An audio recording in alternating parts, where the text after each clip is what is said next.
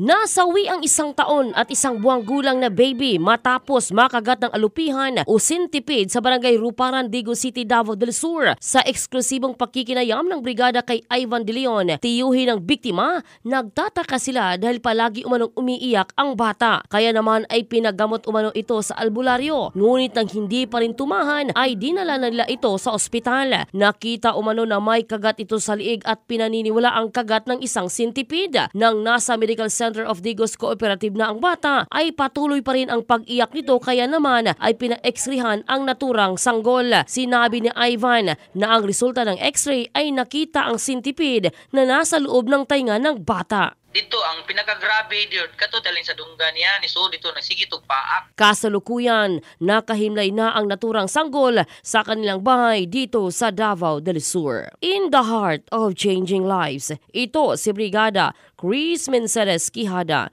ng 91.5 Brigada News FM Davao, the Music and News Authority.